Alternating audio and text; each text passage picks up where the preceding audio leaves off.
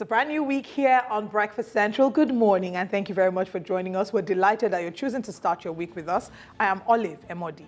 And I am Osalgie Ogbonwa. After a very interesting weekend, sad for some, exciting for others. Of course, Super Eagles did get to play over the weekend also. But we're back again to continue the conversations that, concern and bother Nigerians the most here on Breakfast Central. So please remember to be a part of the conversations. Join us via social media platforms at News Central TV.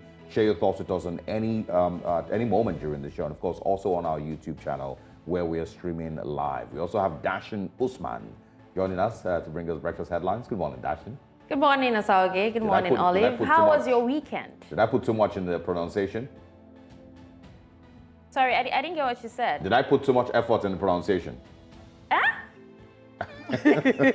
Anyway, we'll sort that out when we go on break. But it's been quite an interesting weekend. What would you say was the most interesting thing that stood out for you? Maybe sad, happy over the weekend and the news? Yeah, definitely a sad one. But before then, I'd like to talk about the Nigeria-Equatorial Guinea match. That's the opener at the AFCONs. A lot of people predicted a 2-1 or a 2-0 win, but, it ended up with a draw. So, that was, should I say, a mix of, exciting, sad, and all that. But then another sad one had to do with, the matter of insecurity that was brought to the fore, all thanks to, the kidnapping of the father and 6 of his daughters, and one of them that was killed and everything. A lot of people have been asking, a lot of people have this has actually been an issue from time immemorial, and this actually happened in Buari, and Buari is in the Federal Capital Territory, and it's actually close to the city center itself. A lot of people have been asking the government to make sure they do something to completely eliminate insecurity in Nigeria before it gets worse than it is today. I mean, you go to some communities in some states and you find out that these terrorists or these bandits are running a quasi-government where, community members pay taxes, they have to pay to even farm and everything. And it doesn't seem like, so much. Yeah, well, it looks like the army and the military are actually doing a lot about it. They're recording gains and all that. But it seems like once they take a step forward, it's like they're taking 2 steps backwards. So people are really, really complaining about it. Yeah. So just imagine the amount. It's sad. Really, really sad, and of course, unfortunately, this is, where it got to, and this is the reason, Nabiha's death, of course, is one of the main reasons that it went viral. I did follow the story. I remember I spoke about it on Thursday here. It's one of the reasons that it went viral. Unfortunately, she lost her life. But there's also other developments to that story, other developments to the spate of kidnappings. We saw also the former Minister of Digital Economy facilitating the payment of ransom to kidnappers. One of the most shameful, shocking things that I've seen in my life. And also, of course, a former aide to the former President Muhammadu Buhari, also celebrating the payment of 60 million and 110 million to kidnappers over the weekend. There are things that they would tell you. There are things that they would tell you that are happening, and you would say this can never be possible. But that's what we saw over the weekend. I think, if you ask me, I think that is actually the government enabling. That's exactly what it is. There's no other way to say it. For how long would you keep that going on? And this is the reason why, when people are being kidnapped, there's no push for it. Like a few months ago, a former colleague of mine was kidnapped on his way to the east. And, he had to pay like 2 million naira. He had to pay 2 million naira to get released. A lot of people are not so fortunate. Well, I mean, there are many layers to the story that we hope that we can uncover before the end of the show. And the desperation that this family must feel at this moment, knowing that they have threatened that if the money is not completed, that it would continue to kill the girls. I can't imagine what it feels like to be in their shoes. And it's easier for us, for people to say we shouldn't negotiate, we shouldn't encourage negotiation, which I completely understand and agree with because of the repercussion. But when you have family members whom are within the grasp of these kidnappers, one will do anything or almost anything to get them out. But we'll talk more about this as it's one of our top stories. Let's share what our top stories are, and then Dashin Usman brings us breakfast headlines. kick off this morning talking about insecurity in the Federal Capital Territory and, of course, the Nabiha story amongst other kidnapping issues across the nation. And the ex-minister's friend agrees to pay 50 million naira ransom. That's, of course, Issa Pantami. We also, of course, will be speaking about holding leaders accountable in today's democracy. Yes, we'll be joined by Pastor Godman Akinlabi. And looking at the PDP, the calls for merger party. Is this possible? Will this happen? We're looking at that shortly. We also will bring you the front pages of the newspapers this morning across Nigeria. But first of all, Dashin Usman with breakfast headlines. Hello and welcome to Breakfast Headlines on News Central TV. I'm Dashin Usman. Now we begin in West Africa, where Nigeria's Vice President Kashim Shettima has departed Abuja for the World Economic Forum in Davos, Switzerland. Now, this was disclosed in a statement on Sunday by the Vice President's spokesman, Stanley Nwokwocha, saying the trip was at the instance of President Bola Tinubu. At the 2024 forum, Shettima will join other political and business leaders across the world at the annual forum to discuss global socio-economic and development issues. Nigeria's Chief of Air Staff, Air Marshal Hassan Abubakar, says there is no better way to pay tribute to members of the armed forces of Nigeria who have paid the supreme price in the defense of Nigeria than to sustain the joint air, ground, and maritime strikes against terrorist insurgents, economic saboteurs, and other non-state actors in the country. Now, the CAS stated this while commending the air component commanders of the various joint theaters of operation in the country for the series of successful air strikes undertaken since the beginning of the year 2024, just as the nation prepares to celebrate the 2024 Armed Forces Remembrance Day. The news continues in East Africa, where Tanzania's President Samia Hassan has said more than 21 people have died following a landslide at a mine in northern Tanzania. Hassan said the landslide occurred at Ngalita mine in Bariadi district, Simiyu region. The president noted that the victims were small miners in the area trying to earn a living for themselves and their families. Hundreds of couples gathered in Ethiopia's capital on Sunday to take part in a traditional mass wedding ceremony, the first such event in a decade. Now, dressed in traditional white clothes, the couples sang and danced in the streets outside the venue before the ceremony began, bringing together Ethiopians from around the country. The organizers said they were keen to bring back mass weddings following a decline accelerated by the COVID-19 pandemic. And that's it on Breakfast Headlines. Now it's back to Osaoge and Olive.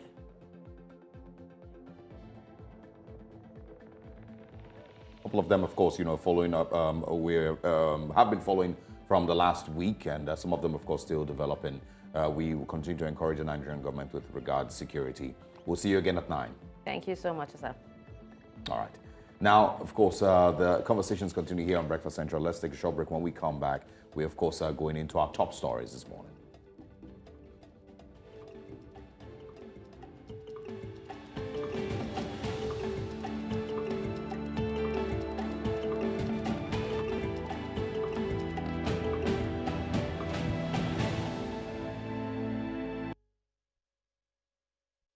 And we begin today's show on a very sad note. Tears, sorrow, and anger as relatives of the family of murdered Nabiha Al-Qadriya, kidnapped 2 weeks ago with 7 other members of her family, is laid to rest in Nigeria's capital, Abuja. Nabiha, who was kidnapped in the Guma 1 community of the Buhari area council of Nigeria's federal capital with her father and sisters, was murdered in cold blood following the inability of her father to raise a ransom of 60 million, and the kidnappers, who have raised the ransom to 100 million naira, now have threatened to kill the remaining victims if the money is not raised by Wednesday. News Central's Idong Joseph reports. It was a sad Saturday for the family of Al-Qadriya as they counted the loss of a second relative after the unfortunate kidnap incident. 7 members of the family were adopted on January the 2nd around the Zuma 1 community of Buhari Area Council of Nigeria's capital, Abuja.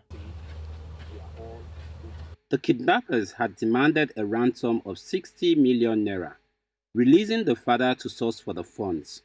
However, 2 weeks after, following his inability to raise the money, The lifeless body of 22-year-old Nabia, a supposed graduating student from the Ahmadu Bello University Zaria, was sent to the family as a warning.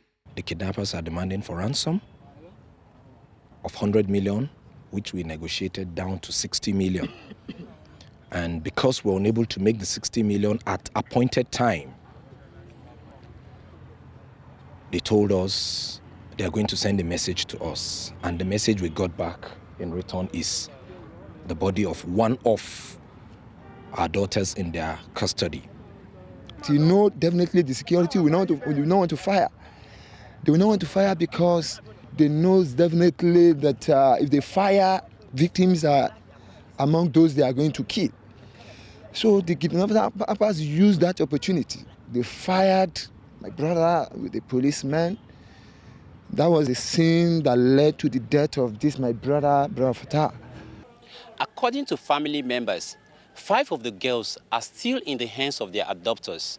The kidnappers are insisting that following delays in paying the initial ransom, they have upped it to 100 million naira. An American government will not want to see it. Sorry, I'm saying this, but that is the truth. Will not want to see his citizen dying. If they cannot help by fighting, they will help by paying the ransom. So I expect that our government, from the grassroots down to the last, will come in and pay this. But if they cannot do it, no problem. We understand. We are Muslims. We are believers. So we have taken this as an act of God. It's a trial from God. My brother is just a civil servant working in Abuja under the National Population Commission, of which I think even the whole commission, if they were asked to do this, I don't think it's not a commission that is buoyant to do such. Sadly, the story of Nabia is one out of several kidnap incidents witnessed within the federal capital in the last 2 weeks. With the Buhari Area Council now observed to be a hotbed for these kidnappers, many families have been observed to have begun relocating out of the area. In Abuja for News Central, I am Idong Joseph. I shudder to imagine what Nabia's family is going through at this moment. Not just her sisters who watched their sister murdered before them, but the father who at this point will be feeling helpless, unable to protect his family. So many questions arise. And, for a country that its primary responsibility is guaranteeing the safety and the security of its citizens, how well would we say we've fared as Nigerians? Also, several arguments for and against negotiating with terrorists. And so many questions have arisen from this conversation. Questions that will be asked when we talk about Which Way Nigeria, our next segment.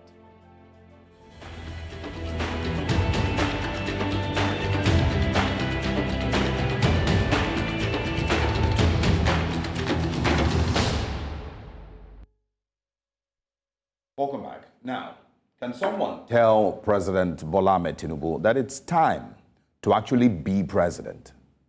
Not next week, not next month, not at the end of 2024, but right now. It is time to be president. Former President Muhammadu Buhari set a standard, and Nigerians somehow, somewhere accepted it. It's a very poor standard. A standard of being president where you really just have to exist. Hold on to the seat till the next elections, without actually being president or presidential, without leading, without taking charge, just really existing with, obvious or seemingly obvious lack of interest in being an actual leader. And of course, the interest in taking charge when the nation needs you. That was the standard. And I've argued that that's the standard that the former president set.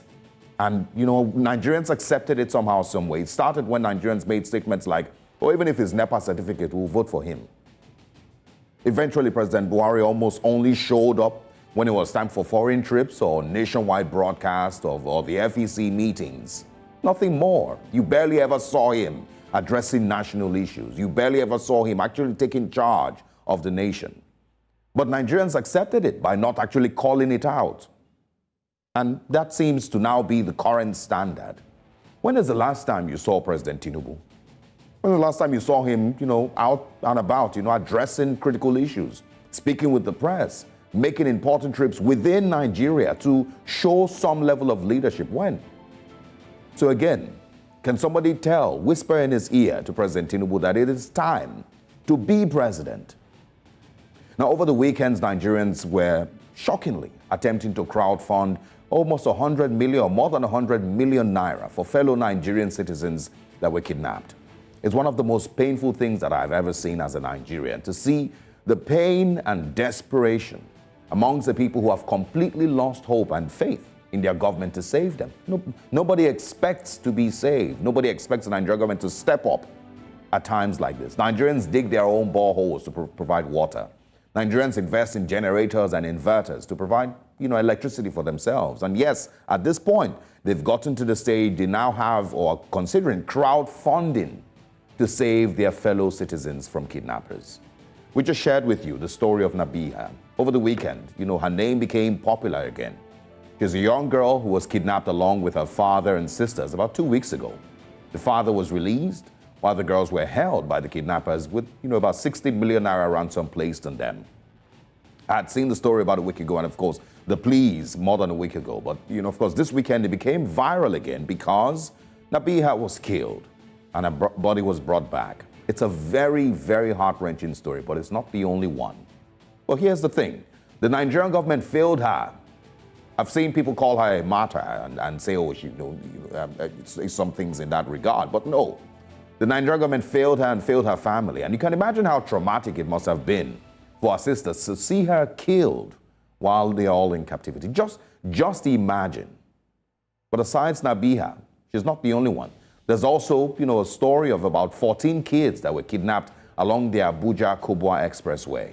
Of course, with a ransom being placed on them. It's another story where people are seeking funds. You can look all over the internet and see family members begging for assistance, pleading for assistance for people to donate money so that they can rescue their family members. There's also, of course, a core member, Esther Otegiri, who was kidnapped on her way from Benin to Benue with another 50 million naira ransom that was placed on her. These are some of the examples that we saw over the weekend. A young lady also called Praise God, who's a 300-level student of Nasarawa State University, also was taken. Kidnappers also demanding, according to reports, 5 million naira. And of course, the story of Ayeni Mary Olamide with her friends, Mary and Miriam, who were taken between Benue and Enugu State. A 15 million naira ransom, being demanded. These are some of the things that happened over the weekend. Now, with the Twitter chaos that started all on Saturday evening, let's share with you some of the really, really shocking responses, that we saw. First of all, it was the police force public relations officer Olumuyiwa Adejobi saying this in response to Bashir Ahmad, who was a former, aide to the president. We have, yes, it says here, please let the family members or you relate with us codedly. Let them reach out to me on my personal line and drop a message there. We've been working on it, but we need some info. We'll try our best possible to embrace or place all necessary measures to rescue them unhurt. But we need to get some info, please. And it's shameful mostly because what do you mean you've been working on it and you don't have the numbers of the family members? Can somebody help me ask him what work they have been doing without having the numbers of the family members of the people that you're trying to rescue? And he's seeking Twitter to help him get the numbers. It's embarrassing, but it wasn't the only one. He went on, a couple other tweets. It's totally shameful, but that's not all. Here's also a former minister for digital economy, Ali Issa Pantami. Now, of course, this is what he says. He says, I am personally not in support of paying ransom to criminals. However, since it becomes clear, we lost our daughter Nabiha yesterday and the 5 remaining daughters have been threatened. As I spoke with the father on the matter yesterday and today. Furthermore, I spoke with a friend and a brother who offered to pay the remaining 50 million naira of the 60 million. Immediately, I conveyed the account number of the father to our daughters, Mansour Al-Qadir, to the friend and brother to send the money directly. Any additional amount earlier generated from yesterday, the father can use to treat the daughters and other family members, inshallah. He goes on to say, may the Almighty Allah reward the brother and friend with Janatul Fida for the donation. And of course, wraps it up by saying, I love Nigeria. Now, bear in mind that the amendment to the Anti-Terrorism Act 2013, the National Assembly in 2022 passed a law making it illegal to pay ransom to kidnappers. But it's not, aside what the National Assembly has said. It's the freedom with which a former minister is soliciting funds to pay kidnappers in Nigeria today. I mean, so again, there are things that you hear that you just cannot believe are real. But it's our current reality. The elections are over. The courts have ruled. Nigerians have accepted the next 4 years. The APC, of course, quite shockingly won River State, if you remember. The former River State Governor, Nyesom Wike, has been made FCT minister. So can we also ask him as well to stop being distracted by River State, where he's no longer governor, and take charge of the FCT, where we had so many of these kidnapping cases? Can someone, once again, tell Mr. President that it's time to be president? Nigerians sadly don't expect so much, and that's why they try their best to make things work for themselves. But still, can Mr. President take charge? It's not presidency, and of course, leadership is not just about making appointments. You can make appointments. You can make as many appointments as possible. But when are you going to show leadership? When are you going to fight for Nigerian citizens? When are you going to save those in captivity?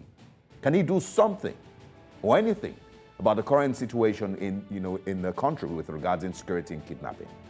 Can Mr. President take charge and be president at this time? That's it on Nigeria, which way Nigeria this morning. It's really, really heartbreaking. Of course, I'll leave you to ponder on these aspects for now. And of course, we will, be back to continue with Breakfast Central.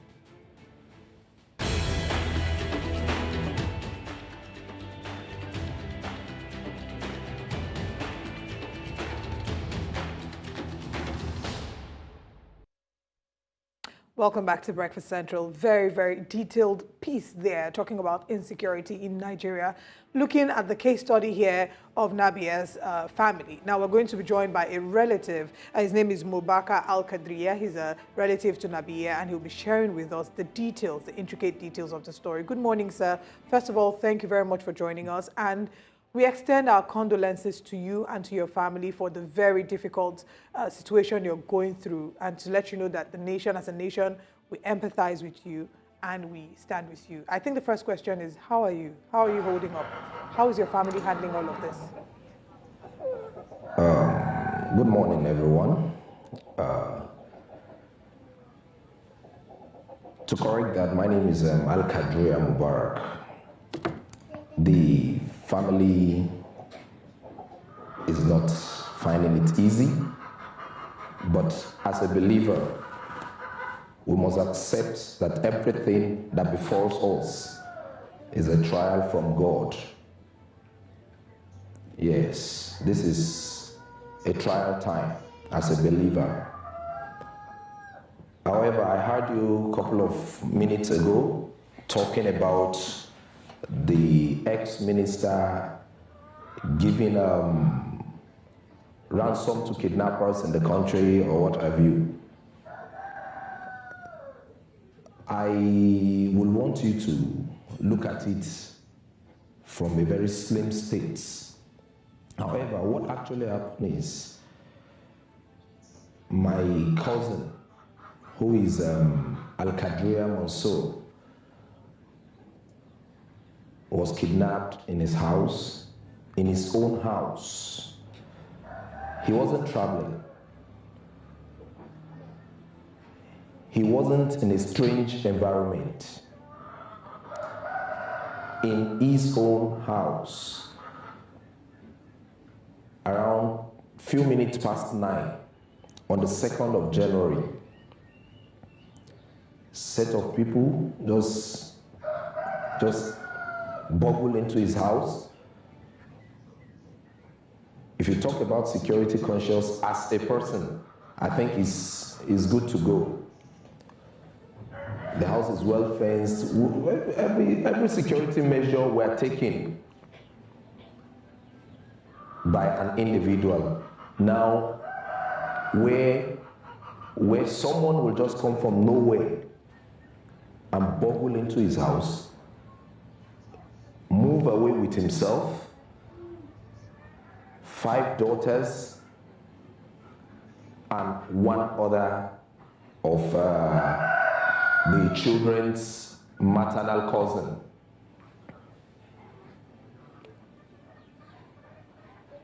Only for them to return one of our brother to us in cold blood at first instance. After they had left, this, for security reasons, I have to be very careful with some of these things. But on that night and at that scene, we lost my cousin, who tried to rescue them with the police. So on arrival to the scene, he had not even got into the house. This set of kidnappers opened fire, and they were carrying sophisticated guns. We lost Abdul Fattah Adedayo Al-Qadria that very night, and we laid him to rest. May his soul rest in peace. May Almighty Allah grant him Jannah. And they went away with the father and the kids, six girls. And we kept negotiating with them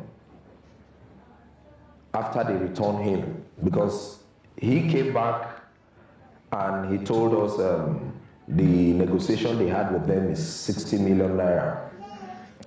So we were doing everything possible with the security agencies and what have you. I think the commissioner of police that very day visited that community. So from that very day, we were all at ease that presidency is in the picture of this matter. And I think the first priority of a nation shall be the security of its citizen. But unfortunately,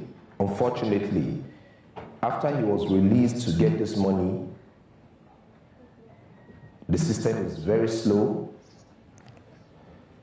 and we were able to raise part of the money we negotiated with them, and they called us and we told them we have so amounts at hand, and they said we are not serious.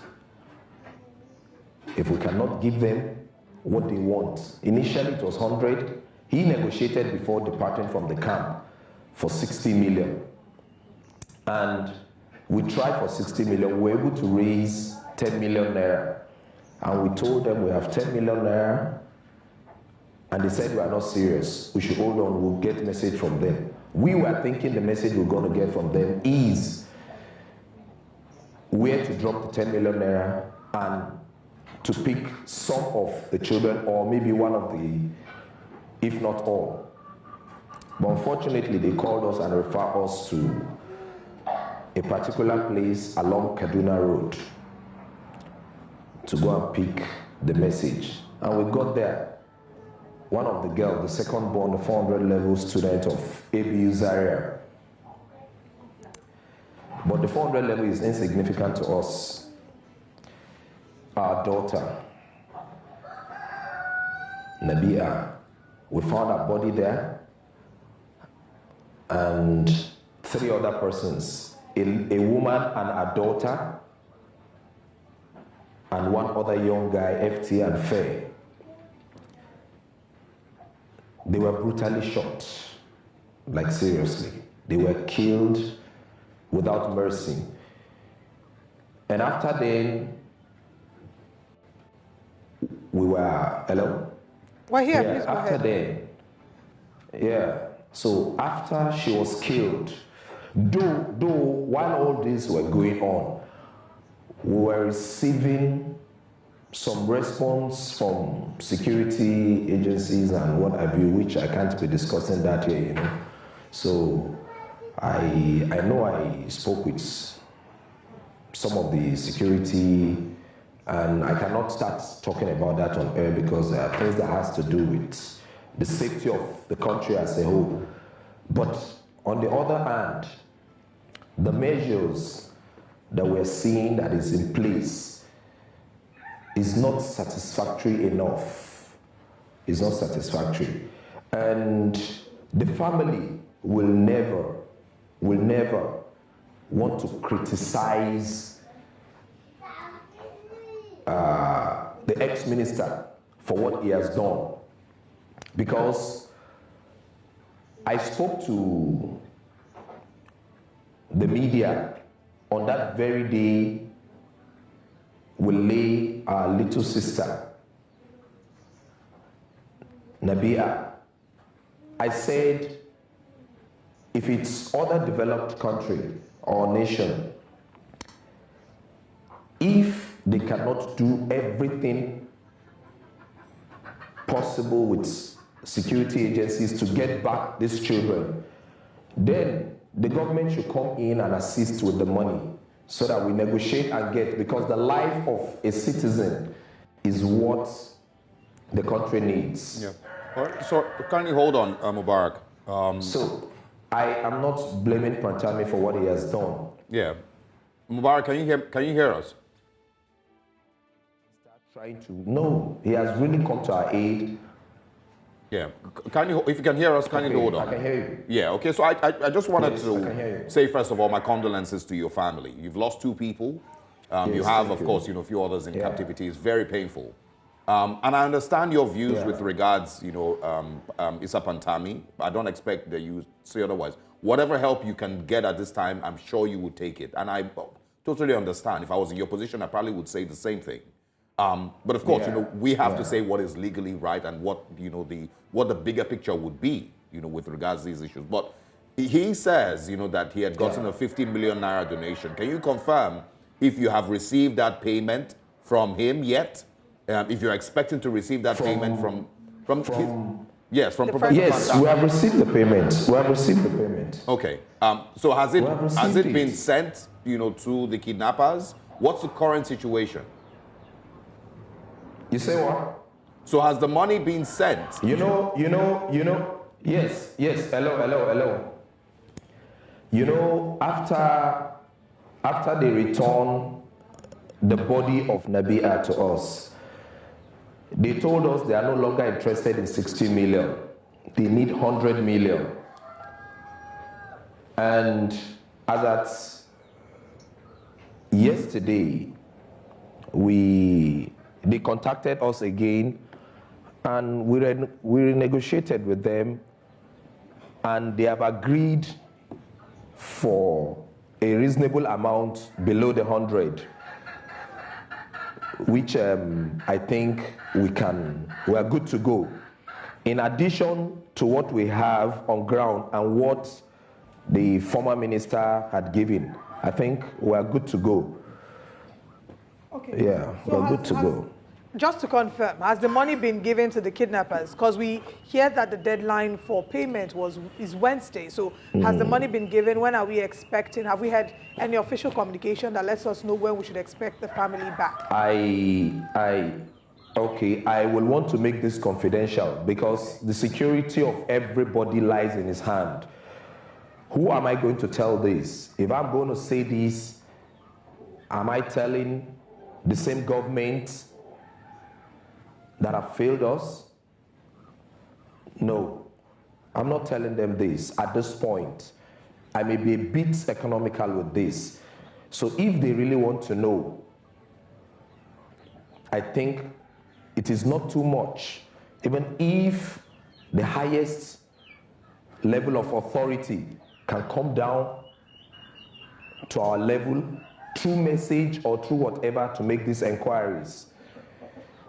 And then we'll let them know the facts, what we're going through. The family is in pain.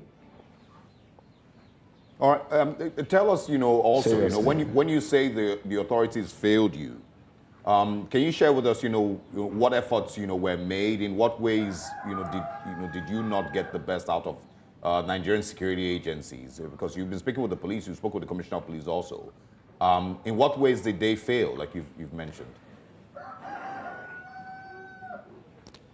We lost our daughter to them. So the system is not fast enough. Though we still believe,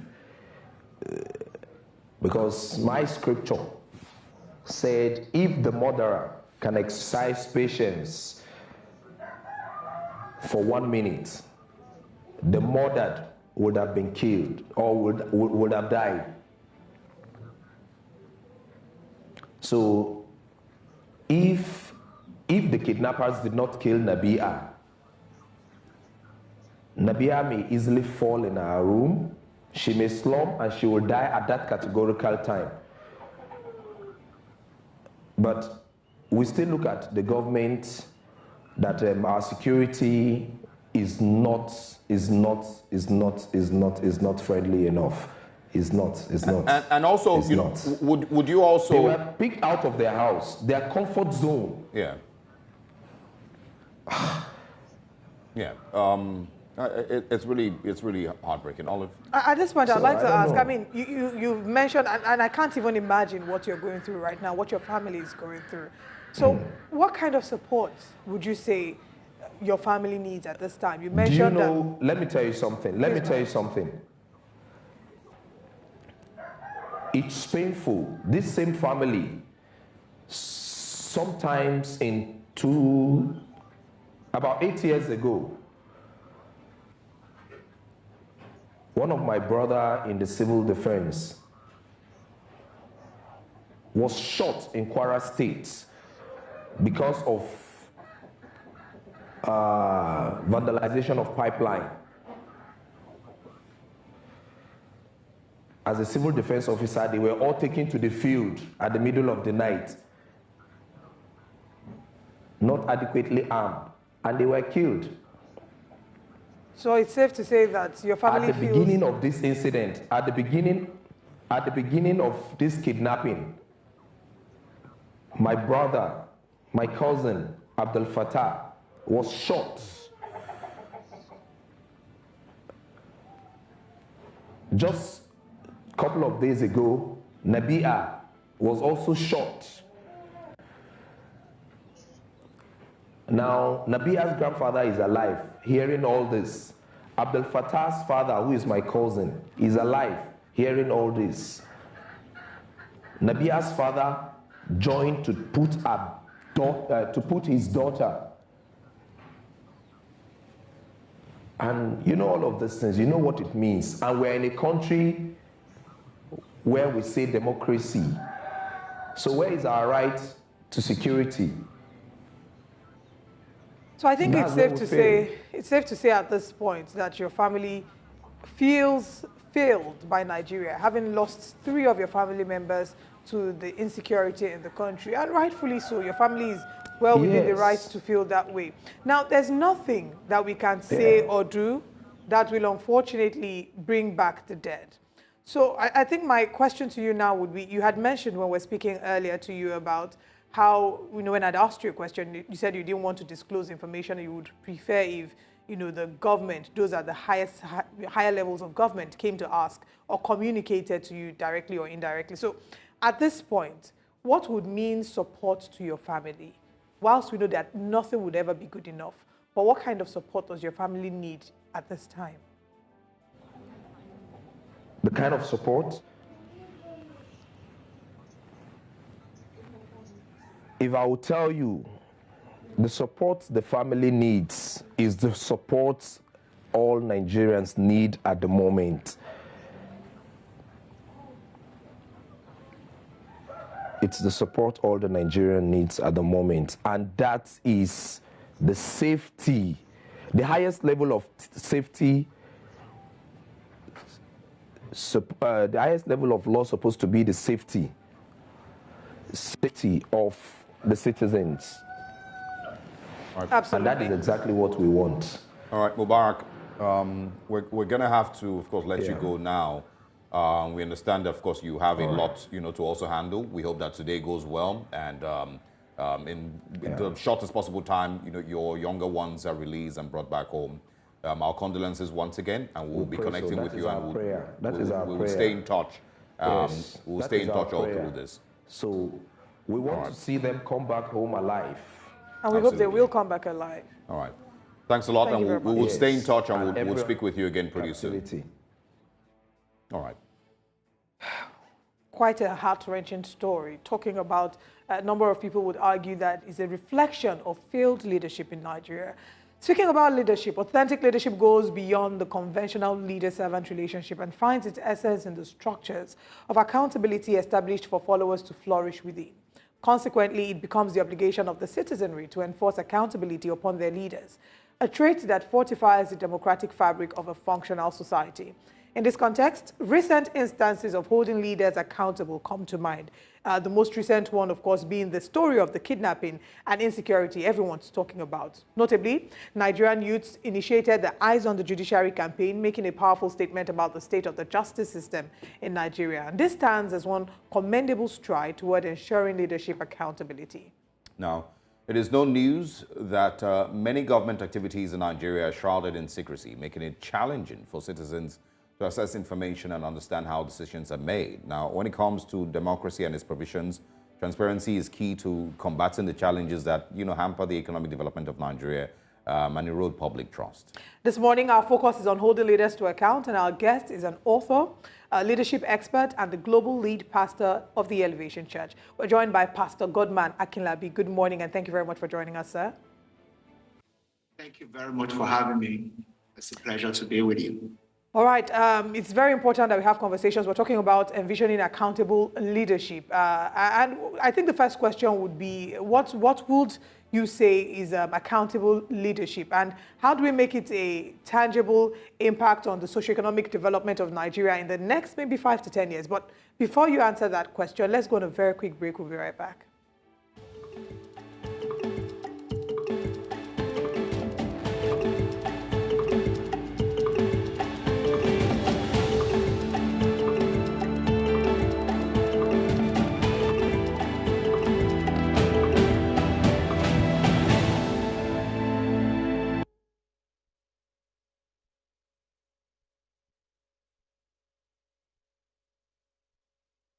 And thank you for joining us. We need to frame you properly. We need you in the middle of the screen. That's why I went on the break, so we can quickly frame you, because you're a little, so if you can move a little to your right, a little bit to your right. Okay. Now, please look at the eye of your camera. Okay, great. Perfect. This is how we are all through. You can move your mic. Yes, you can. Okay. Okay. Okay, move to your right still, just slightly, a little bit, a teeny weeny bit. Yes, you're right. Yes, this is great. Thank you, sir. Can we please test your audio? Can you help us count to 5? 1, 2, 3, 4. Okay, 5. we're great. We're coming back now.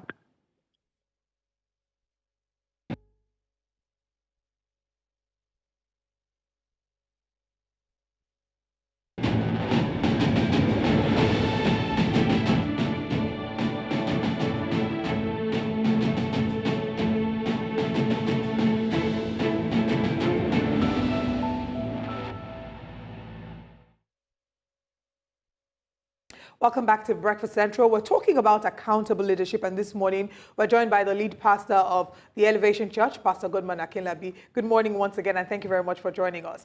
And my first question would be, what exactly would accountable leadership mean? Looking at the context of our country, Nigeria, would you say that what we have currently is accountable leadership? If not, would you paint a picture for us of what accountable leadership should look like?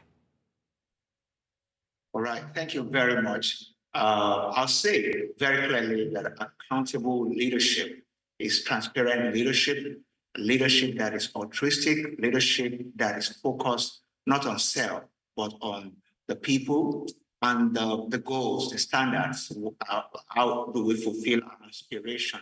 Seeing the nation or a state or a city as a project and not, not just that we're having fun, but we're on the project. We want to move from A to B. We want to make progress. And what will take us from A to B is that we lead transparently. We know where we're going. Everybody's carried along.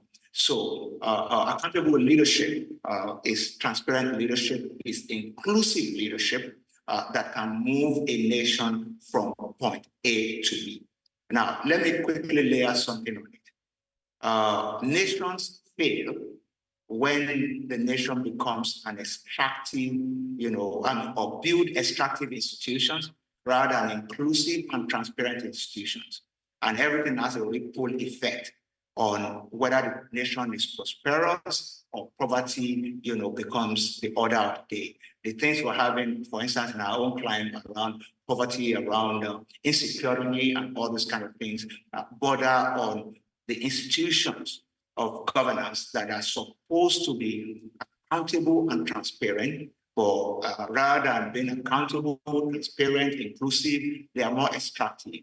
Everybody's looking for what to get. So you realize that resources that are supposed to go in certain directions don't go there, and we have gaps. And those gaps are the things that manifest, themselves, and we then see the symptoms of the gaps in insecurity, in backwardness, poverty, economic downturn, and what have you.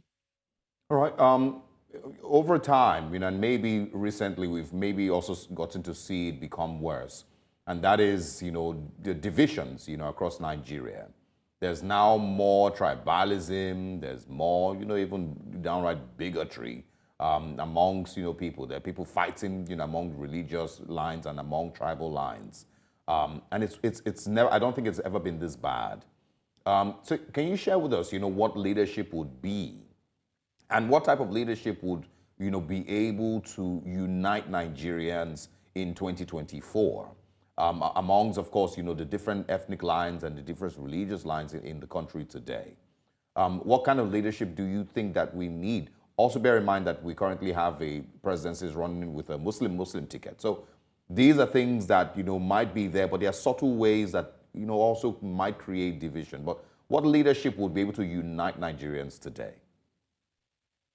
Yeah, I think the kind of leadership that will be able to unite Nigerians will be a leadership stemming from a political class that will refuse to weaponize poverty, tribalism, and religion. The moment the political class over-leverage religion, and all the religious divide that we have, the tribal divide that we have, and the level of poverty of the people, we will continue to have the kind of things that we have. Now, I need you to understand something. Politicians always focus on winning elections. We are in the first year of this administration.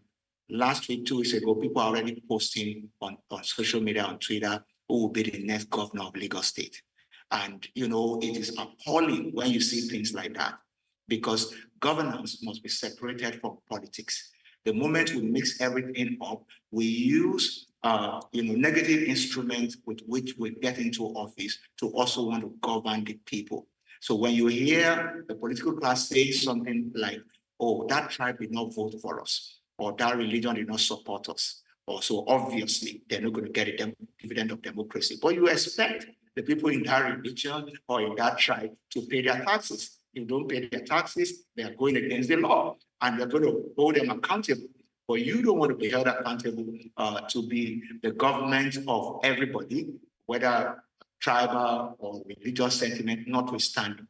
That is the crux of the matter. One, the political class must not divide us by over-leveraging, religion and tribe or ethnicity when it comes to elections. What we want is credible, capable and accountable leadership. Anyone that has something to offer, let them come on their merits. Yeah, not based on religion or which part of the country you came from. If we continue to operate on that, we will not see the kind of progress that we need as a people to so that we can make bigger progress and move faster as a nation. So we need to separate governance from politics, and we need to stop over leveraging the divide. We build big bridges rather than breaking them down during the election. When we do it in election cycles, it reverberates across the 4 years of the tenure. The tribal sentiment of this last election is still there up till now. No day, every day you get on social media, you still see this tribal sentiment.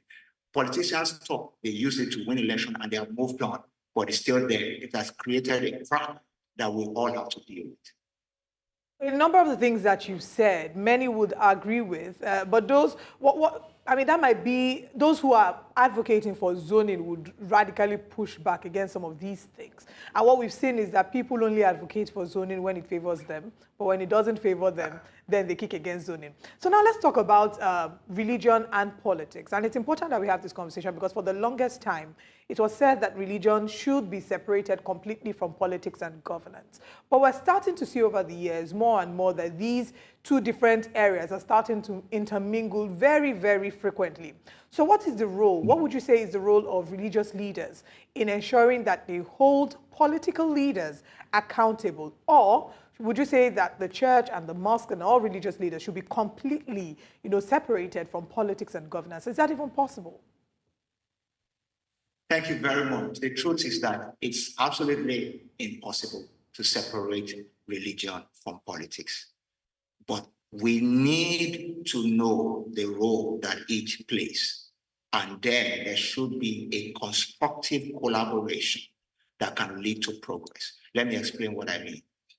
Religion is what people believe and how they believe. And what you believe affects your action. It affects how you live. Now, we cannot legislate religion. It's freedom of expression, freedom to believe what you want to believe. And as long as you're a citizen of the country, your right as a citizen must be preserved, notwithstanding your religion. So religion is our way of life. It's part of us. And everyone that will get into political office will be in one religion or the other. At worst, a person will be an atheist who probably does, and that's also a religion in itself because about what you believe. So the leaders come from amongst the people, and the people collectively have what they believe. So how do we want to extricate our belief system from how we elect our leaders? It's just intertwined. There's nothing we can do about that. Now, the most important thing is how we are inclusive in our approach.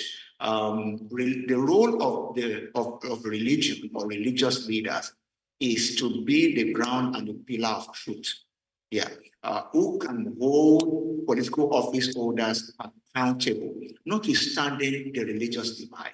So, for instance, as a pastor, I'm supposed to be able to be objective and constructively speak into what is happening in government and how the nation is being governed, notwithstanding whether it's a Muslim or a Christian or an African traditional religion worshiper or an atheist that is the president of the nation or my state governor.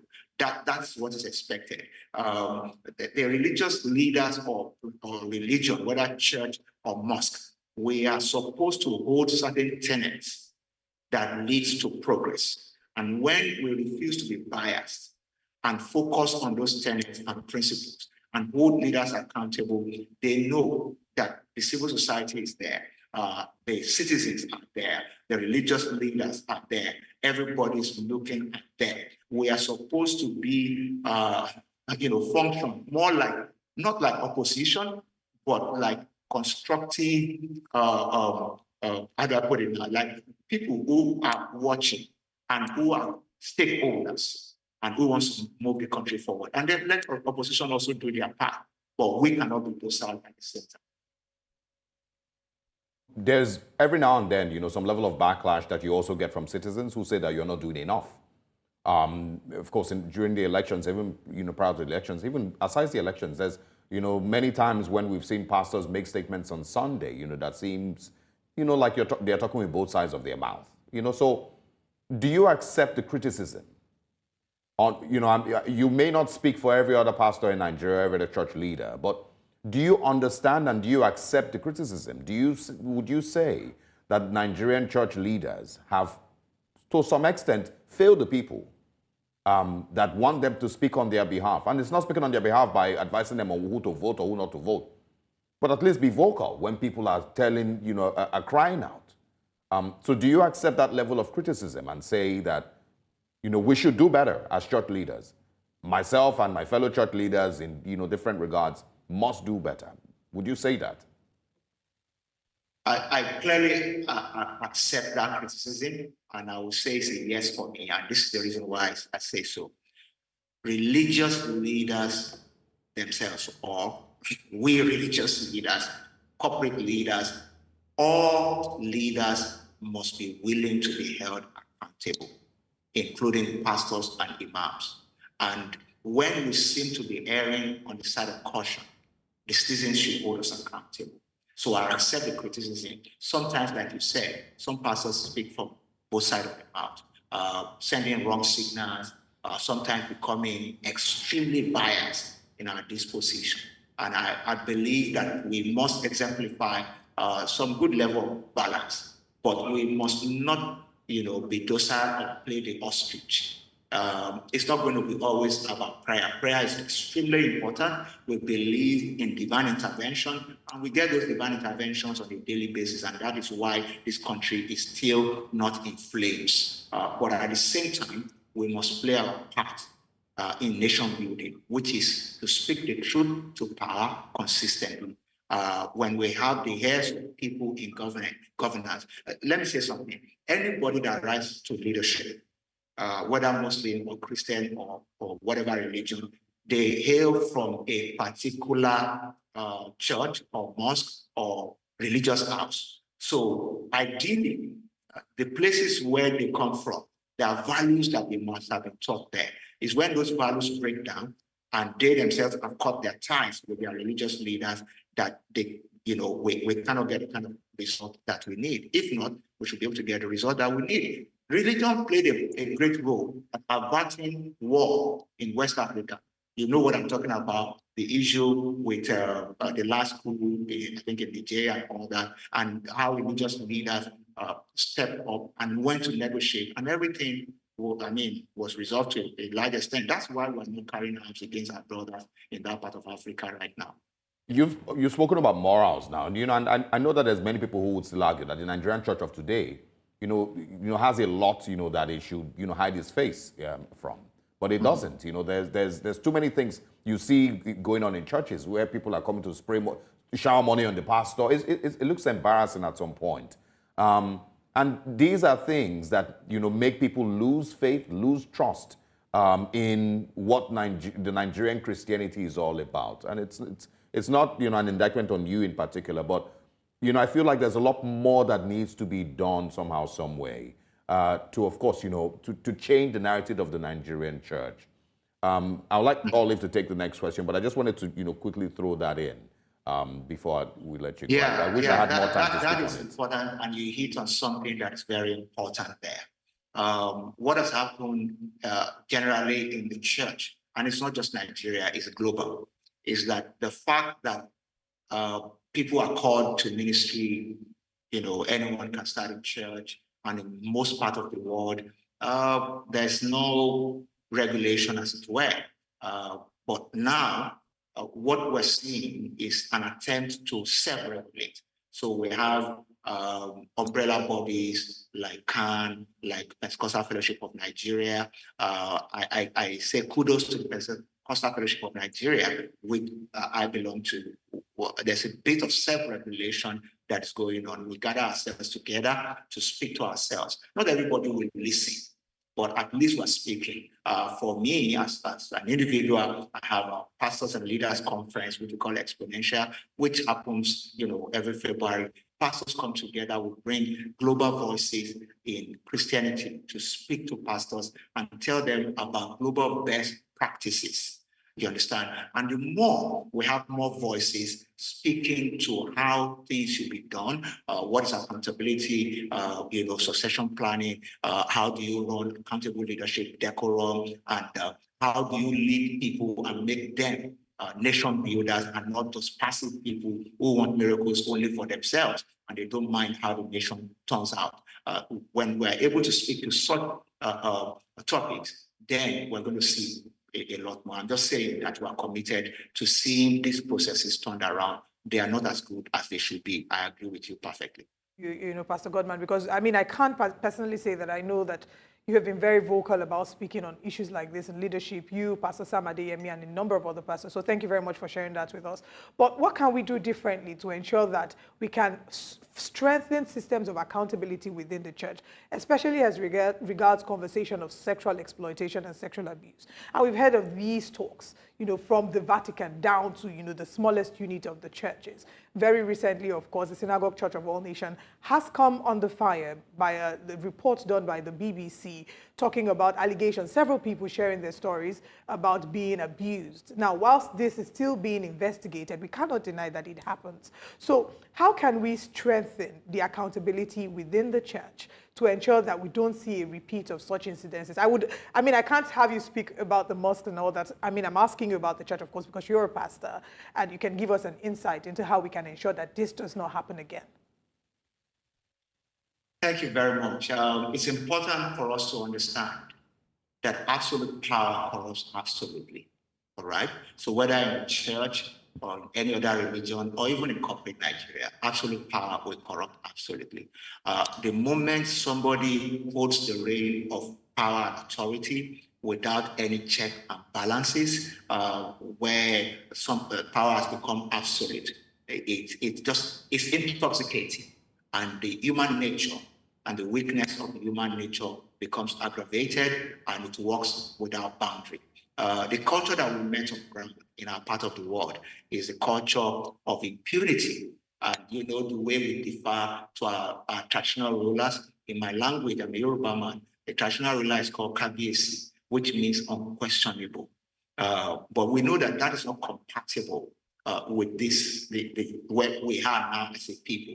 We have moved away from the age where leaders are unquestionable to the age where leaders must be held accountable, notwithstanding where they function, whether traditional ruler or religious leader or corporate Nigerian leader or government. So it is this, what we're seeing in the church or even in corporate Nigeria about sexual exploitation, sexual harassment, and all is symptomatic of lack of accountability. Anyone who goes to a church where somebody is sexually harassed, also to the point of rape, and they choose to keep quiet, are already aiding and abetting in this situation. And I mean that very seriously.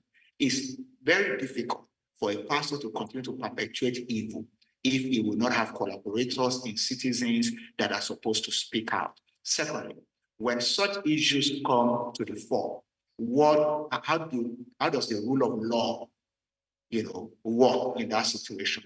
In the question of synagogue, whether whatever people are saying is right or wrong, it's left for people to believe what they want to believe. But some things cannot, be how do I put it? Some things are just very as they are.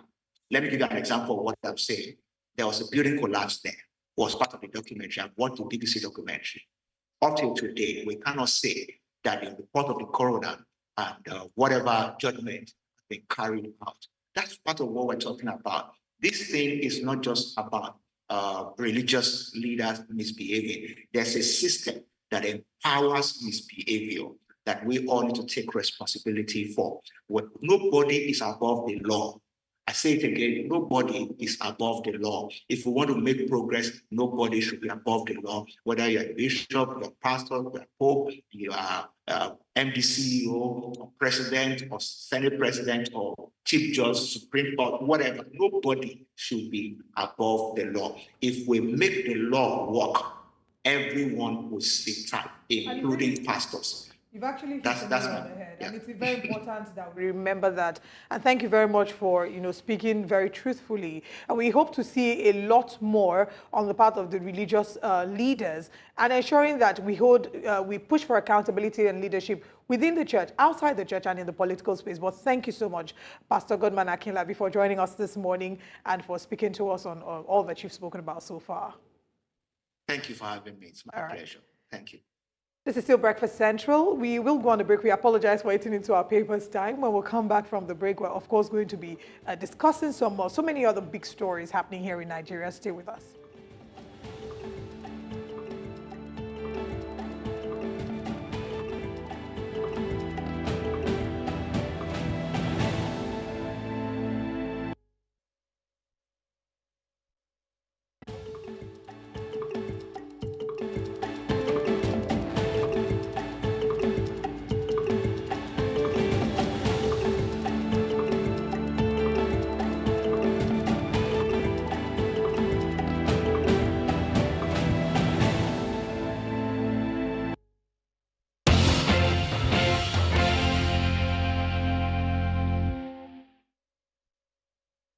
Welcome back to Breakfast Central. As is our custom here, we go through the papers every morning to see what the front pages are saying. And now let's take you through the front pages of the papers. The first paper we're looking at this morning is Daily Trust. The big story, of course, bandits hold 5 sisters after killing one in Abuja. If you joined us for the first half of the show, we did speak to a family member of Nabia, and he gave us an insight into the updates that they've made so far. Demand 100 million naira, Pantami's friend raises 50 million naira. 4 other captives killed in Kaduna. Ilorin Union urges federal government to rescue abductees. We've intensified rescue operations according to the police. Super Eagles avoid upset against Equatorial Guinea. ACF, NEF meet over North's challenges. FCT primary school teachers begin strike today. Airlines trapped funds. Pressure mounts despite $61 million release. 100 days of war on Gaza. Israel kills 23,968 Palestinians. These are the big stories on the front page of the Daily Trust. Joining us to review these stories, we have public affairs analyst Razak Olokoba. Good morning, and thank you very much for joining us, Thank sir. you. Good morning. How have you been? Very well, thank you. It's unfortunate that we started the show on such very sad note, talking about the kidnapping. I'd like you to react to that as well. The state of insecurity in Nigeria. Nabia is just one of the stories. There are many other stories happening at the same time, many others that have happened. And unfortunately, Nigerians are not very optimistic that there will not be a repeat of this. So how can we even get out of the state of insecurity that we're currently in? Well, it's very pathetic that we see issues like this repeating themselves every day. But the path to come out of it, we're not looking in that direction. There's too much pressure on the federal police. And there's nowhere this kind of model works, where 250 million Nigerians will be secured by one Inspector General of Police. There should be a layer and layer and layer and layer of security network. There should be state. In fact, there should be forest police. There should be transport police. All sorts of security outfit and network should be on ground working for us. I am one of the co-founders of Amatekun through the dam project. What we had in mind is that there should be a collaboration between the state of the Southwest.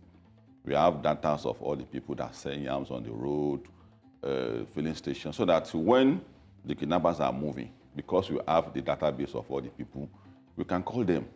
We submitted to the governor, the chairman, the late governor. The man in Odo, died in Odo, was the chairman of the Southwest governor. That did a very marvelous job.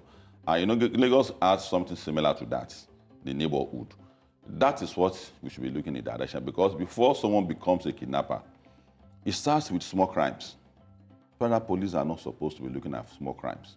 Someone picks pocket. It's not the duty of federal police. Husband and wife is fighting, someone stealing my pot also. It's local and state police. Those are the recruitment center for bigger crimes. So our inability to cure smaller crimes lead to recruitment and escalation of bigger crimes. So the president should begin to look in that direction, where there will be need for a state police. State police is not an indication that the federal police don't know how to do their work. But each state have their own peculiarity. Some states don't need roadblocks. Some need roadblocks. Some is just a community meeting that will sort the problem. So all these challenges allow each state to work out the model. But because I'm not empowered outside of my own village by law to secure my own village, Right. That's where the challenge But you see, comes this in. conversation about state policing, this is not the first time we've had it. It's been going on for years. nothing's been done Is about this it. administration, do you have faith that this administration will be open to this conversation? Exploring it. We were in the barricade together with Ashwaju. I know me as far as 1992, when we were in school. I had for the first time when we were detained as a student leader. I had a meeting until 1994. There's nothing we were discussing all those periods to assert about the structure of Nigeria. So the fact that he's there now, we need to explain to him patiently, because that was the error on our part. This issue is made to look as if the guys there is not doing anything. Someone slept 2 a.m., woke up 5 a.m. Then you say, line, our president is lazy. He may not listen to you. We have to explain to him very well that the money you are signing every day for more guns and bullets is not the absence of gun and bullet that led to insecurity. It's the structure. You have to do something about it. Yeah, but so we have to try to explain to him carefully. I don't know if you want to be explaining it now, because he's been aware. He's followed through. Once you become the Nigeria's president, once you for become the longest president, time. once you become the president, the pressure on you gives you the impression that we are working. It happened to Obasanjo. It happened to Jonathan. It happened to Buhari. No certain president have not met. What I'm saying is, whatever analysis he has on security, he must have known before he became president. It's not going to be different when you explain it to him now. The moment you become the president, the impression is that you are working. And that's why it must take all Nigerians. If we say this in unison, that was what we told Buhari in unison. That was well led to the concession on power sector, on train sector. The same way, the conversation this morning, all stations are tuned to it. You could be doing advert with your station, and you devoted it to discussing national issues. So I give you kudos to you for that. It's national building. So let all of us begin to look in that direction, that there is no guarantee of a secure Nigeria under the security architecture. We have to do something about it. And well, I mean, that would have to be, a complete change in the, at least structural setup with regard to security, some constitutional amendments here and there. That's what, I don't know if it's something that the current National Assembly would be looking into. The way that they have, run since they were set up. But of course, once again, our condolences to the Abdul Kadria family, where Nabiha, of course, and their uncle lost their lives, in the last, since the 2nd of January. Really, really painful story. Let's move to another newspaper and see what we can find there after the Daily Trust. The Punch this morning says, 7 major marketers get approval to sell Dangote fuel. NNPC Retail, Total, MRS, others make the least, await commercial terms. Ipman, Petron, to meet Dangote Refinery this week, eye marketing deals. Top of the screen, you can see there, EFCC wants ex-governors to account for 772 billion naira. Policemen not permitted to search citizens' phones, Lagos CP says, like a broken record. Tinubu's trips gulped 3.4 billion naira in 6 months, says Gov spend. Rushing through them. Passengers stranded as BRT drivers down tools overpay. Ex-minister's friend offers to pay 50 million naira for abducted Abuja girls. All right. We'll quickly have you speak on the Dangote refinery and hopefully also time, if you have time, you can also get to speak on Nigerians wanting ex-governors to account for 772 billion naira. And of course, it's some governors from 1999, down. I got to see the list. Dangote refinery. Some are celebrating, some are still skeptical. What are your thoughts? Well, any policy is experimental. If it works, you retain it. If it doesn't work, you come with another one. What we need to do as a people, build barricades around your government and supervise them. The driving seat should not be left to the guys in government again. You go into government with them. As soon as this thing happens, you look at the area of challenges. Don't wait for the government to look at the challenges. So one of the challenges is that there's always a problem when federal government manages a nation's resources. I'm talking about resource control now. Yeah.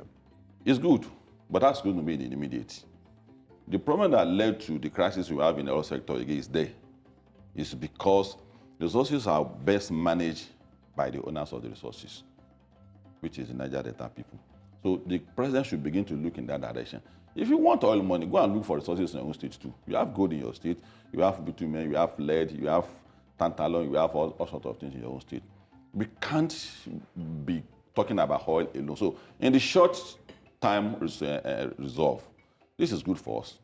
We should encourage all the states also to have their modular refineries.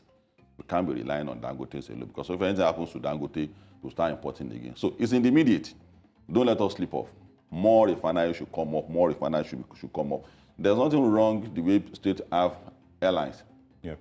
The way they have train lines. There's nothing wrong when states also have their own refineries, that they refine crude for their own state. We are 250 million. We need this product in Nigeria. And the way to sabotage people who take our fuel out of the country is to make it available everywhere. If Sanfara is producing, refining his own oil too, you can sell to neighboring countries. Lagos can sell to our neighboring country. You can come and buy. You need only your passport to come and buy fuel in Cotonou from Nigeria. So let's make it so much available. Let's also ease the tension in the media body. The bigger picture is that states should be allowed to be part of the initiative. It's a good one that is going to come up. We'll see where it leads, and there's also going to be people who are not very certain, about what effect it would have on the price of petrol, because that's also something very important. Nigeria is currently window period. Someone who supported subsidy said window period is 6 months, and that window period is now. That the refinery is going to come with that. It's going to bring up the price once we have, because what they have in mind One of which is Dangote refinery, and it's coming up. So it's going to have effect on the price. All right. Let's move away from let's move away to our next paper, away from the Punch newspaper. And our next paper is The Nation. Supreme Court verdicts. APC didn't trade off Kano Plateau. It's purely a legal matter. Victorious governors hail Tinubu's non-interference. Very interesting. They hail Tinubu's non-interference. Government to change approach on discos funding. Electricity distributors fail to pay dividend in 12 years. LIS affirms January 31st deadline for annual tax returns submission. At the top of the paper, wasteful Eagles fail to win AFCON opener. Food forex pressures push inflation to 29%. Edo 2024, APC invites Oshomole, Ize Iyamo, and others. I think very quickly, I want you to react to the APC didn't trade off Kano Plateau and the victorious governors hailing Tinubu's non-interference. It seems we've gotten very comfortable with everything that happens, every small matter that happens, small, big, whatever it is, Tinubu must interfere. No, because the president of Nigeria is a very powerful president. He sees to everything, so we hold him responsible for everything. We're talking about security now, he's responsible. He will read about 21 security report every day. That's too much for him. So everything about our life revolves around the president. So if you praise him for every good thing, he's in line. If you blame him for every bad thing, he's in line. But that's the attitude of our political class. And that is why INEC needs to give them more orientation that you should always prepare for loss. When you win, you will say INEC is irresponsible, it's reckless, it's a bad institution. The moment you win, you start praising the president, start praising INEC. So Nigerians must talk to the political class. That don't bring your matter to us again. If you win, fine. If you don't, it's because you lose. And that is what is leading to so many political I think crises it's in Nigeria. mostly referring to the expectation that the president should be able to influence legal and electoral decisions. That's what I'm saying is wrong. Yeah, of course. How can you expect the president to influence? And that's the political class for you. You say you are Igbo man, Yoruba man, and Hausa man. We should not agree politically. That is when it's comfortable for them. They keep plotting us. I have many good Igbo friends. I have many good Christian friends. I have many good Hausa friends. But this last election, see what he did to us. So and that's the point I'm making, that this kind of permutations, this kind of conclusions and comments should not be coming from them again. If you have won an election, it's not about the president, it's about you have won. And people who also lost should also not hold anybody responsible. There's a party in the UK, the Reading Lunatics. They contest election with the aim of losing woefully. To educate the political class that when you lose, this is what you should be doing. I think we need that kind of party in Nigeria too, to educate the political class. Celebrating the president's non-interference is indicative that we don't really have as an independent arm of judiciary. It's sort of them implicating or assuming or inferring that we don't really have an independent arm of judiciary, which is an argument that might actually be able to hold water because it's not really his business. If it's a court matter that needs to be decided, the court will decide. But let's move away from there and still look at the front page of the newspaper and pick another story. Food inflation, it says food forex pressures push inflation to 29%. Which way, Nigeria? Man-made. You are responsible for that. How when you don't pay attention to what you eat, that's what it gets to. If my son raised agriculture in the school, don't expect him to practice agriculture with hoes and cutlass. Agri sector should be one of the most subsidized in this country. There's a tractor that uses AC now, air conditioning now, and that's the direction we must be looking at. There's water that comes from Cameroon every 6 months. That's clean water. We should be damming it. All those areas in the north that don't have water.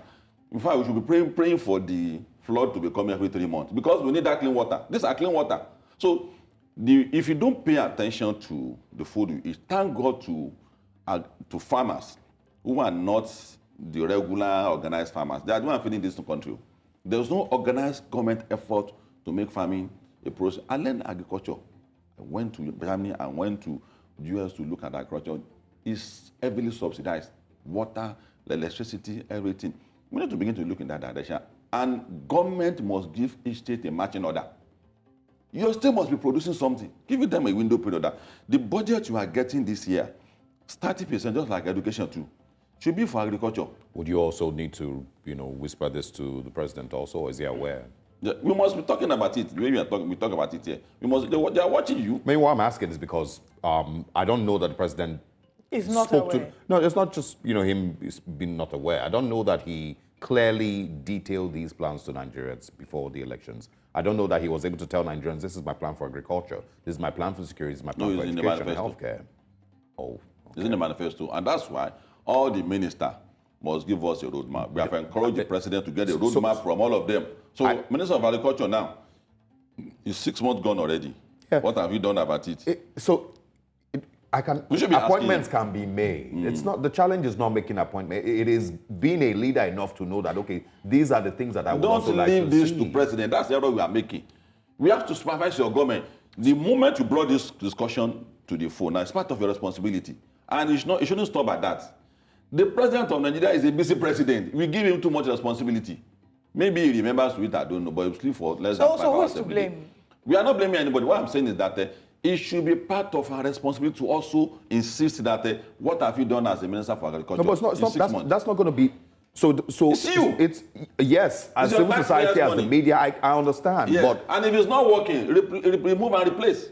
I should remove him. No, the president. That's what should be telling. That's what I'm saying. So we're saying the same thing. As much as I have a role to play as a citizen, we have a role to play as civil society and as the media. It's still the president's role to understand that, okay, we have an idea where we want to be in 6 months or in 1 year, and we haven't gotten there. Then you should remove the person. But we don't see that happening. No. We it's just a 6 month now. When you have a policy on agriculture, you begin to roll out and begin to have effect. But for me now, I don't know the direction the Minister of Agriculture is going here, like you have said. And that is why the president should be prepared by the next calendar year to either retain him or ask him to go back. But that's agriculture. The other layer to the conversation was forex, And that's why your government needs to, about 3 weeks ago, Sanwo-Olu arrested some army officers, and people were making noise. On Saturday, on that same spot, 3 people died. They were crushed by a moving vehicle. They were driving, just like the way the army boy guy and the other 2 people were driving. He crushed them to death. At that moment when he did that thing, people don't understand that. The law must be enforced. So, for people of Lagos, we are not bothered about such issue that Okada has gone, is gone. The same attitude must go for the president too. That, Peter, you did the right thing. On agriculture, we want to see something. And on all sectors too. Don't treat any minister with levity. If we are not performing, you must be removed and be replaced. We will see. Remember when Buhari came in, they said he was a strong man, and some of all those. The structure. I knew that the structure will slow him down. It's not the structure now. Don't change it back to a structural thing, because you said you should be hard on every minister and make sure that you. So what I'm saying is that in addition that the structure we are operating now, there's no guarantee of prosperity for us. Let's pack everything up. You are not packing everything up. You have to restructure. Packing what up? But until we restructure, let's wrap it up. Because if you're saying that we're not going to restructure, because now you haven't, your very first demand has not been to restructure. Your first demand, and what you've said this morning is that the president must be on the heels of every minister. You haven't said restructure. Yeah. So you are saying now that if we don't restructure, police, that's the structure. I'm talking about the general. So we're talking about like the economy, the bigger picture. Okay. So how we can push Nigeria. So if we don't forward. restructure, no matter how much is chasing them every day. I cannot be untruthful about this. If you don't restructure, I don't see the guarantee, because the more you push more responsibility to the center, the more the country may not be it's not likely to move forward. So our focus, I give you an example of the police now. Yeah. I give you an example of other critical sectors like the economy, state control resources. It's not the federal government. Anyway, we need to wrap up. Like the oil. Oil belongs to Nigeria people. Gold belongs to the Osun people or wherever it comes from. So it's part of us as a people to keep insisting that why use the same structure? It didn't work. It's not as if they don't want to succeed. All right, the political structure is another the challenge. question to ask, which is a rhetorical question, is how much power right now do the people have? Because a number of the people would argue that even at the polls, some of them, in some places, that their will wasn't adequately reflected. The power of the powerless is to be organized. Okay. Mr. Razak Olokoba, thank you so much for joining us this morning. We'll go on a very quick break. With you. And when we come back, we'll be looking at some of the stories here on Breakfast Central.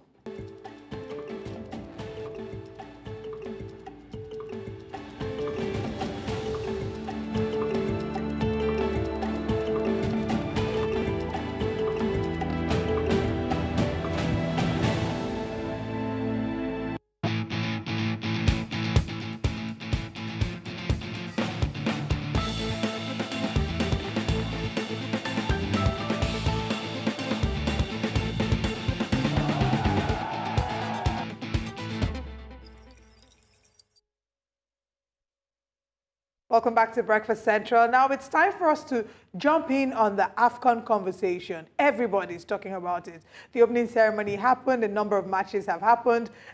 We have our correspondent live in Côte d'Ivoire. We have Favor Itwa. Good morning, Favor. Good to have you. Bonjour, Favor. Comment ça va? Ça va bien, Olive. Bonjour. I believe that's where your French ends. Let's not try to push it even further. Talk to us about what the situation is like. How was the opening ceremony? I mean, we watched it live on TV. For some of us, we watched it on TV. It was very beautiful. So what's the mood like in Côte d'Ivoire? All right, fantastic opening ceremony it was. Of course, it showed the culture of Africa and Côte d'Ivoire. And also we saw music performances from different artists, not also forgetting Nigeria's own Yemi Alade, who also graced the occasion with the official team song of the Africa Cup of Nations. I mean, the streets of Côte d'Ivoire are aware of what is happening. You don't really push or try to, ask one what is happening. By the flag of Côte d'Ivoire, by the ambience and the jerseys, you know that they are aware that there's the Africa Cup of Nations in their country. And you look at the taxis, you look at, the markets, everyone is trying to talk about what is happening. And in fact, if you look at where I'm standing, behind me, you'd see that there's a viewing center for fans who cannot access the stadium. They'll get to watch matches right there. That's how, wonderful it has been in Ivory Coast. And since 40 years, they've not hosted a tournament. The last time they hosted was in 1984. So you can imagine how they are feeling at the moment. The excitement, the jamboree, and the fact that they are hoping to also win the tournament as host. All right, and also many reactions to the games that have taken place so far, mostly about the Nigerian game. Many people were disappointed. Can you tell us, about the game so far, the Super Eagles' performance yesterday? What are the reactions that you've seen so far? And is there any? Is it okay for Nigerians to lose hope? Well, for the Nigerians, I'll start from the Nigerians in Abidjan, because of course Nigerians, from the about 3 million plus population in the city of Abidjan, they are still optimistic that Nigeria can get back to winning ways. But of course, we know that over there in Lagos, a lot of fans are not so optimistic that they can do it, considering the run of form that Nigeria has had coming into this tournament.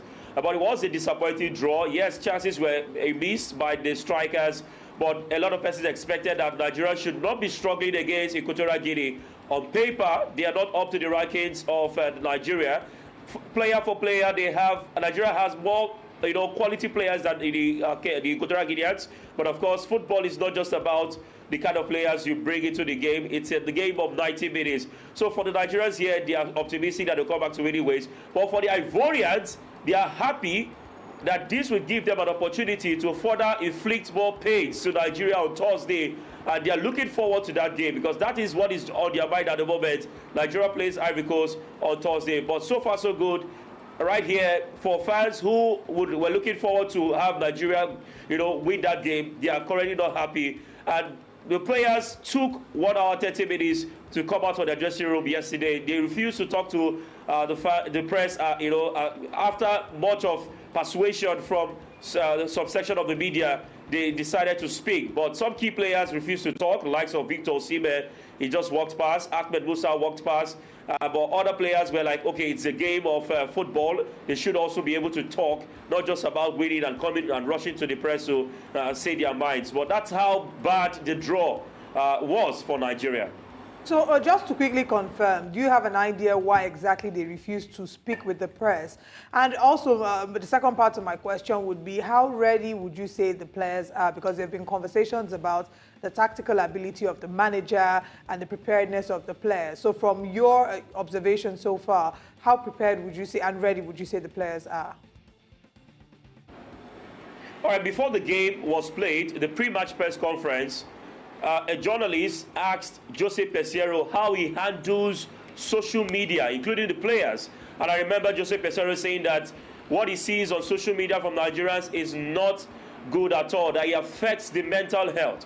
And for Ahmed Musa, he said that he doesn't even worry about it, that for you to be a Nigerian, you should be ready to take anything. I think that played a major role going into the game and after the game, because they know that Nigerians started dragging either the coaches, or either the coach or the players, and that, I think that affected them, and they're looking at how they would come out to address or talk to the press, especially the Nigerian press, on what just happened. Considering that they had the hashtag "Let's Do It Again," considering the lots of influencing they did in Nigeria, and having to start their game with a draw. I think that really affected them, and they didn't know how to approach the media. So, and talking about coming into the next game against Cote d'Ivoire and how they can bounce back.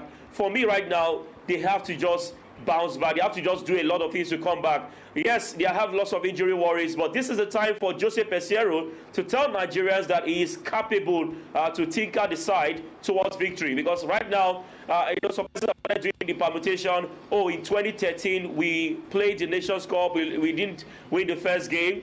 Second game was a draw, and they won the last game, and they went on to win the Nations Cup. But this is a different squad. I mean, this is not the days of Mikel Obi, the days of Vincent Eyama. This is a totally different side. And considering the weather in Cote d'Ivoire is very, very hot, and most of these players are playing in the UK, in Europe, and you expect that they would not be able to cope, because of course if you saw that game yesterday, you did notice that some of the players gassed out even in the space of 45 minutes, and that's because of the temperature. So maybe the Eagles did not do their own job to probably train or camp in Nigeria instead of going to Abu Dhabi in December. All right, talk also about the other teams. Ghana, of course, did play, I believe, yesterday. There's many people who have been disappointed also by their game. So tell us what the conversations are like for the other teams, and also is the accommodation arrangement over there, is it adequate for players? Are there any complaints so far from the players, as to their living conditions while the tournament holds?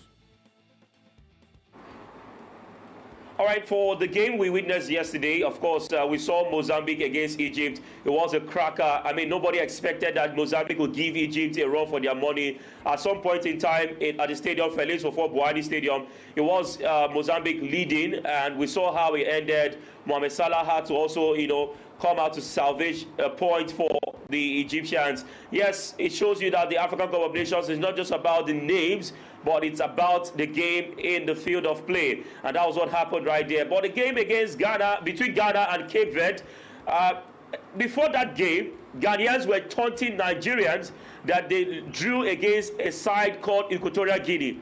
So I think it was a payback time for Equatorial Guinea, for Nigerians, I beg your pardon. So we saw what happened.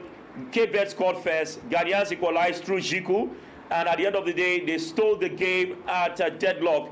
And that was, of course, a big blow, an upset for the Ghanaians. And over the last few weeks, there have been talks of sacking the coach, Chris Hughton, who, of course, is a former Brighton coach. But this tournament might just decide his fate, because the Ghanaians are not optimistic about their team doing well in this tournament, despite the quality of players they have in their side. But they've not been convincing in the tournament. So, in looking at everything, what happened yesterday, you notice that the Ghanaians also are maybe beneath Nigeria a bit, because of course they lost their game. So it's time for Nigeria to also make mockery of them. But the game of football has changed from being, looking at the teams to say they would win the tournament, they will do this. It's now going to be put your money where your mouth is. That's what I think I can call it. And then looking at the accommodation process, it's been nice so far. We've not heard series of complaints of maybe they are having issues with the accommodation, because when you look at the city of Ivory Coast, one thing is constant. There is constant light.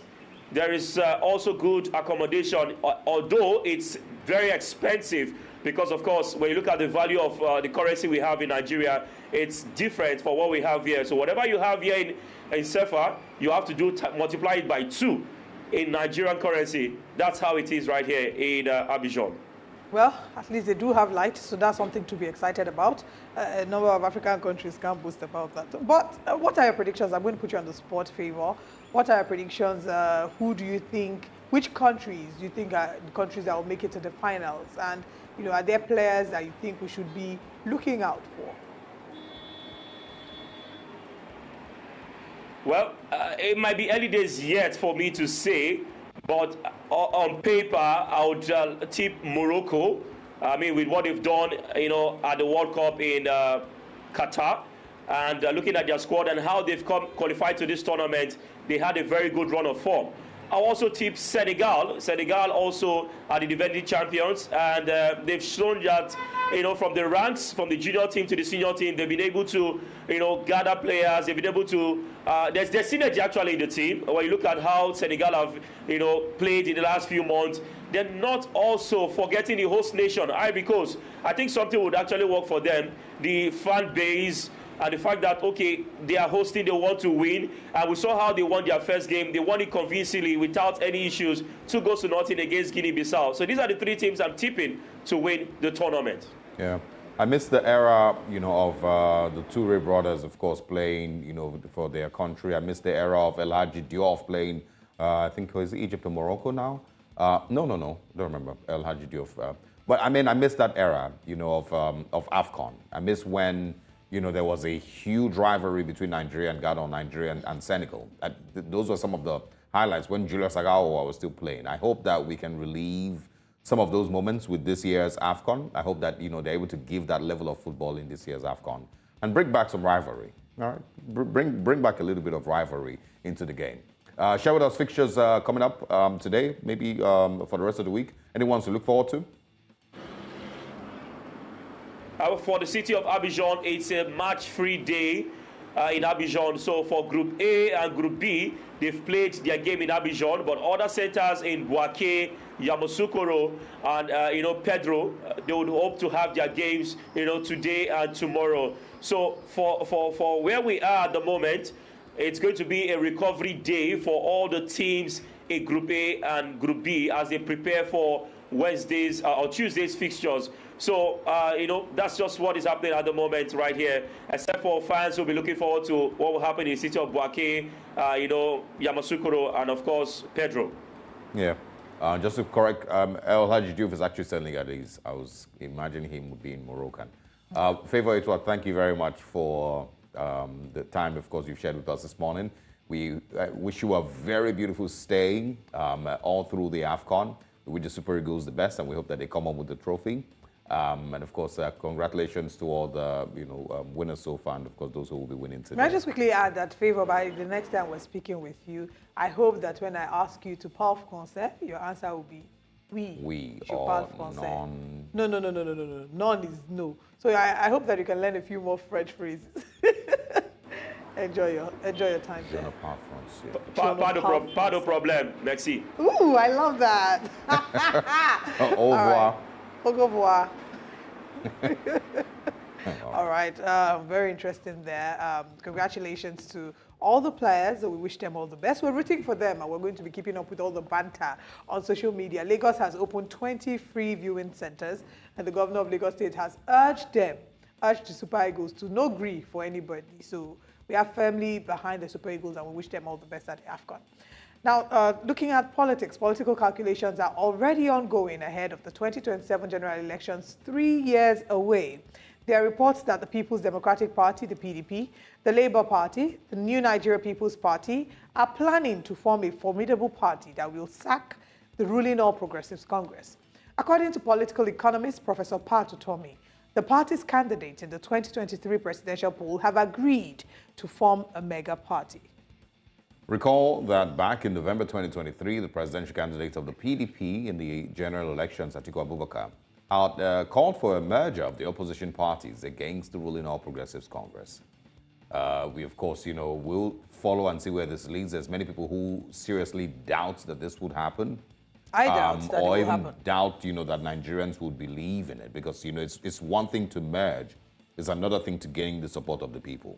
And if you didn't have the support of the people in totality before, I don't know that these measures will bring that support, But to be honest, I do think that the measures will bring the support, because right now it will seem that, how they say the enemy of your enemy is your friend. Yeah, very true. They will rake in the numbers. Very Labour true. Party will rake in their supporters. But the problem is who will then lead this measure? Yeah. Because each of them has the individual desire to become president. So who will be willing to put their nation first and say, you know what, I'll step aside since we're merging, and then let's all decide who the party leader will be. I don't see that happening. Unfortunately, we still rate the success of elections and candidates based on their popularity. Yes. You know? It would have made more sense, if they, with all sincerity, say, okay, we're going to merge, but we are not going to be front runners. We're going to merge, and we're going to bring one person that everybody will agree with, that we would support and push for, that the Nigerian people would also accept. I don't see that happening. Yeah, I'm just saying. Anyway. Unfortunately, the personal ambitions, would always override all of that. But we'll see. We will see indeed. As we come to the end of Breakfast Central, let's share what's happening later today. All right, 10 a.m. West African time, we're bringing you Jasiri. At 5 p.m. West African time, we have The Conversation. And of course, much later, Nigeria Tonight comes up at 10 p.m. West African time. Thank you for joining us on today's broadcast. Thank you to our guests who've joined us earlier in today's conversation. We hope that by the time we come back for tomorrow's broadcast, we'll have positive updates regarding the Nigeria case, looking at the kidnap. We hope that Nabiha and her sisters would have been released by the time we come back, and that we can have a firm grasp, on the situation at hand, not just with her, but with the several people who are within the kidnappers' den. Until we come your way again, I am Olive Embody. Yeah, well, just to correct, Nabiha is late. Sorry, so Nabiha's sisters. Yes, I meant her sisters. Thank you very much for being a part of our Monday morning. See you again tomorrow morning, Tuesday on Breakfast Central. I am Osaugi Ogbonwa. Have a lovely day.